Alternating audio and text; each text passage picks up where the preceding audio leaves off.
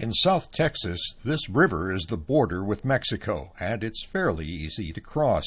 But once across, the undocumented immigrants find little water, heavy brush, and many small creatures with nasty bites. U.S. Border Patrol agent Jason Owens says smugglers often leave people on their own here.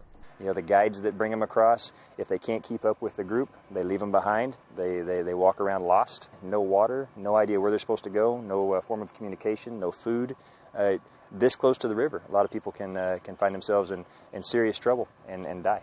Owens says the human smugglers are part of a Mexican criminal world that includes drug trafficking cartels responsible for killing thousands of people. The smuggling groups, you see infighting with the cartel fighting with the Mexican authorities who are doing their best over there to try and get control of the situation.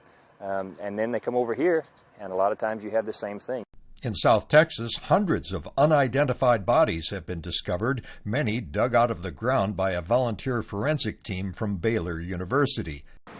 Those who come from Central America are fleeing drug gang violence and poverty in countries like Honduras. On the long journey through Mexico, many are robbed and abused, including children who travel alone. Border Patrol spokesman Peter Bidegain says once they cross, the child immigrants often seek the protection of the agents and confide in them. A lot of times when you ask them, how was your journey, what was it like, they start to cry. It's very emotional.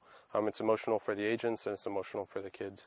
Tony Payan, who heads the Mexico Center at Rice University's Baker Institute, says child smugglers face little danger of being caught. What these guys do is they take the child and they take him to the U.S.-Mexico border, and then they push them across the river without having to cross themselves. So they're not exposing themselves to being arrested and detained by the Border Patrol. As long as many people are able to make it across the border and stay, experts say people in Central America will continue to pay smugglers thousands of dollars per person.